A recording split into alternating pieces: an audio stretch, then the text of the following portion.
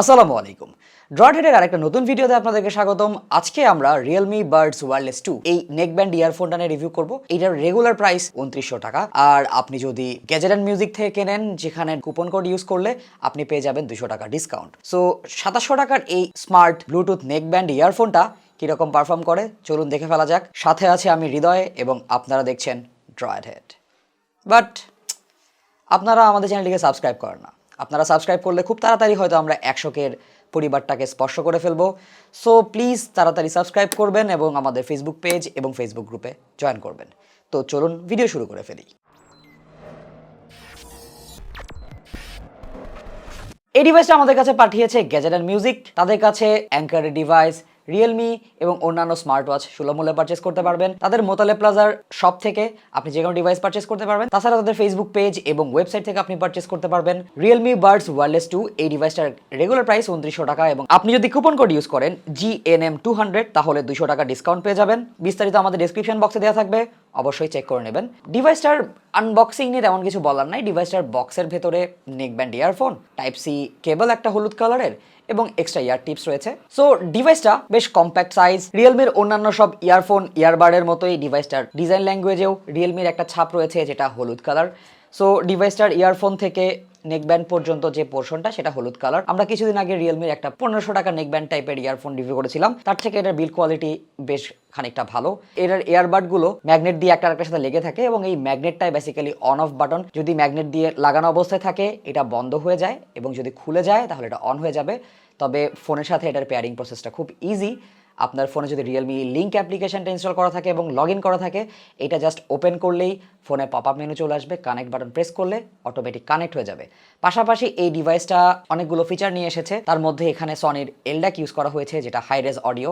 এটা 32 bit 96 kilohertz পর্যন্ত sound bandwidth দিতে পারে, যেটা অবভিয়াসলি একটা পজিটিভ সাইড। তাছাড়াও এই নেকব্যান্ডটিতে ANC আছে, ট্রান্সপারেন্ট মোড রয়েছে। এই 3000 টাকার প্রাইস ব্র্যাকেটে একটা নেকব্যান্ড যেটাতে ANC আছে, ট্রান্সপারেন্ট মোড আছে এবং LDAC আছে, তার সাথে গেমিং মোডও আছে। সবকিছু মিলিয়ে একটা লিটারালি কম্প্যাক্ট প্যাকেজ এবং আমার কাছে মনে হয় এটা 2500 থেকে 3000 টাকার রেঞ্জে one of the best neckband Bluetooth earphone. 10 minute charge দিলে এটা মোটামুটি 10 ঘন্টার উপরে প্লেব্যাক টাইম দেবে। তার সাথে 13.6 মিলিমিটার ড্রাইভার রয়েছে, যে ড্রাইভারটা বেস বুস্টেড সাউন্ড প্রডিউস করে। 88 মিলি সেকেন্ডের সুপার লো ল্যাটেন্সি মোড রয়েছে, যেটা দিয়ে মোটামুটি ভালোভাবে একটা গেমিং পারফরমেন্স পাওয়া যায়। এখান থেকে আমরা ব্যাটারি ব্যাকআপ পেয়েছি 20 ঘন্টা প্লাস। যে নেকব্যান্ডটা সেটা রাবারের এবং এটা ঘাড়ের সাথে খুব একটা ঝামেলা করে না, মোটামুটি ভালোভাবেই সাপোর্ট দিয়েছে।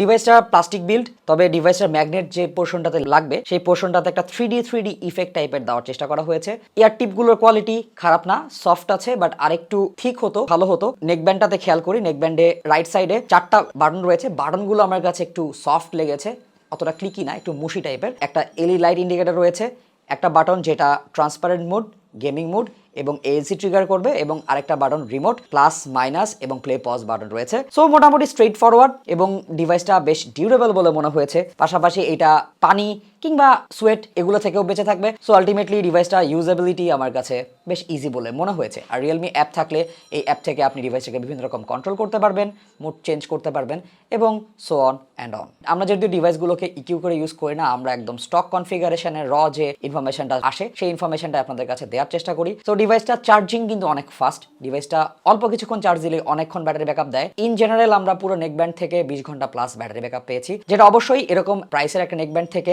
Positive side. পাশাপাশি এই নেকব্যান্ডটিতে ডান পাশের সিঙ্গেল যে বাটনটা, সেই বাটনটাতে একবার প্রেস করলে পপ আপ বলে দিবে যে নয়েজ ক্যান্সেলেশন মুড। এই নয়েজ ক্যান্সেলেশন মুডে বেশ মডারেট অ্যামাউন্টের সাউন্ড ব্লক করতে পারে। এটা এমন না যে খুব সাফোকেটিং লাগছে, আবার এমন না যে অনেক সাউন্ড ব্লক করছে, মাঝামাঝি একটা পর্যায়ে আছে। কিছু সাউন্ড ব্লক করবে, কিছু সাউন্ড পাস করবে। আর ট্রান্সপারেন্ট মুডে আশপাশের সাউন্ডকে হালকা বুস্ট করে ইনপুট দেওয়া হয়, যেটাও একটা পজিটিভ ব্যাপার। সো এই দুটা ফিচার আমার কাছে বেশ ভালো লেগেছে। আর এই বাটনটা লং প্রেস করে ধরে রাখলে গেমিং মোডে চলে যাবে, যেখানে 88 মিলি সেকেন্ডের ল্যাটেন্সি রয়েছে। এই মোড ইউজ করে মোটামুটি মডারেট গেমিং করা যাবে। তবে যারা একদম প্রফেশনাল লেভেলের গেম খেলেন কিংবা কম্পিটিটিভ গেম খেলেন, তাদের জন্য এটা খুব একটা সুইটেবল না হলেও এটা ক্যাজুয়াল গেমিং এর জন্য মোটামুটি ভালো একটা সাপোর্ট দেবে। আর মাইক্রোফোন টেস্টটা আমাদের ভিডিওতে দেওয়াই থাকবে। সো আলটিমেটলি আপনি আইডিয়া পেয়ে যাবেন যে এখান থেকে আমরা কিরকম সাউন্ড পেয়ে যাবো। ইয়ারফোনটা কমফোর্টেবল কমফোর্টেবল, কাঁধে অথবা কানে কোনো রকম আনকমফোর্ট তৈরি করেনি। এটা পরে জিম করা যাবে, দৌড়ানো যাবে, ফিজিক্যাল এক্সারসাইজ করা যাবে কিংবা যে কোনো স্পোর্টসে পার্টিসিপেট করা যাবে। তবে ডিভাইসটাতে R2 চিপ ইউজ করা হয়েছে, যেটা লো পাওয়ার কনজাম্পশন এবং স্টেবল কানেক্টিভিটি প্রোভাইড করতে পেরেছে। আমরা এই ডিভাইসটা ফোনের সাথে কানেক্টেড অবস্থায় বেশ লং রেঞ্জের অ্যাক্টিভিটি পেয়েছি। আর আপনার ফোনে যদি LDAC থাকে তাহলে তো কথাই নেই, LDAC কোডেক দিয়ে আপনি হাই রেজ অডিও ট্রান্সমিট করতে পারবেন। এবার চলে আসি সাউন্ডে। ডিভাইসটাতে 13.6 মিলিমিটার বেস বুস্টেড ড্রাইভার দিয়ে সাউন্ড তৈরি করা হয়েছে। এই ড্রাইভারটা বেসিক্যালি ডাইনামিক ড্রাইভার এবং এটার সাউন্ড ভি-শেপড হলেও এক্সট্রিম ভি-শেপ না। বেজে অবভিয়াসলি বুস্ট রয়েছে এবং এর সাব বেজের থেকে মিড বেজের বডি একটু বেশি। মিড বেজের থাম্প, মিড বেজের টেক্সচার কনজিউমারদের ভালো লাগবে এবং এর বেসটা আনকন্ট্রোলড না, অনেক বেশি বুমি বা বুস্টেডও না। যে পরিমাণ বুস্ট রয়েছে সেটা মোটামুটি সব রকম গান উপভোগ করার জন্য ভালো। তবে ফাস্ট মুভিং যে বেসগুলো আছে সেই বেসেও এর ড্রাইভার মোটামুটি ভালোই পারফর্ম করতে পেরেছে, নোটসগুলো ডেলিভারি দিতে পেরেছে। মিড সেকশনটা একটু পেছনে হলেও মিডস ক্লিন ছিল। বিভিন্ন রকম ভোকালের গলা যেমন ন্যাচারাল লেগেছে, ভোকালের সাথে ইনস্ট্রুমেন্টগুলোর যে পার্থক্য সেটাও আমার কাছে ভালো লেগেছে এবং মিড সেকশনে ভোকালের সাথে অন্য ইনস্ট্রুমেন্টগুলোর যে প্রেজেন্টেশন এটা ন্যাচারাল লেগেছে আমার কাছে। পাশাপাশি এর স্টেরিও ইফেক্টটা বেশ ভালো, লেফট এবং রাইট চ্যানেল কোথায় কোনটা বাজছে এই জিনিসগুলো খুব ইজিলি সুন্দর করে বোঝা যায়। ট্রেবল সেকশনটা ক্লিন ছিল, ডিস্টরশন পাইনি, নোটসগুলো মোটামুটি ফাঁকা ফাঁকা। তবে এর ট্রেবলটা আরেকটু ডিটেইলড হতে পারতো। ট্রেবলে এনার্জি আছে, স্পার্কেল আছে, ট্রেবলটা হালকা বুস্ট পেয়েছে। বাট আমাদের মধ্যে অনেকেই আছেন যারা ট্রেবল সেন্সিটিভ, তাদের জন্য এই নেকব্যান্ড ইয়ারফোনটা কোনো রকম প্রবলেম ক্রিয়েট করবে না, অনেক সময় ধরে ইজিলি শোনা যাবে।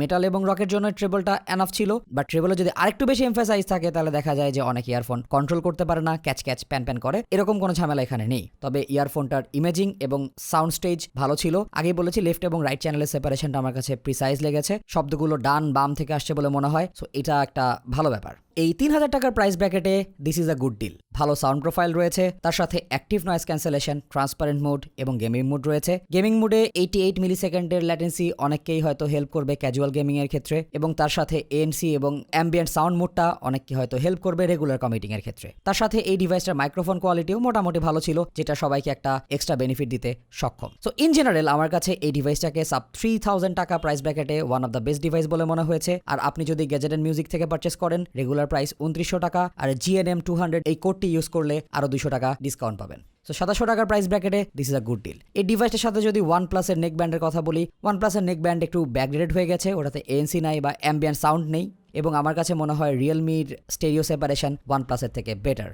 ওয়ান মোরের একটা নেক ব্যান্ডের রিভিউ করেছিলাম, সেটাও 2500 টাকার কাছাকাছি প্রাইস। ওইটার বেজ আরো বুস্টেড, বাট ওইটার বেজের থেকে রিয়েলমির বেজের কোয়ালিটি বেটার, রিয়েলমির ব্যাটারি ব্যাকআপ এবং রিয়েলমির ওভারঅল স্পেক্স ওয়ান মোরের থেকে বেটার। সো সবকিছু মিলিয়ে this is a complete device.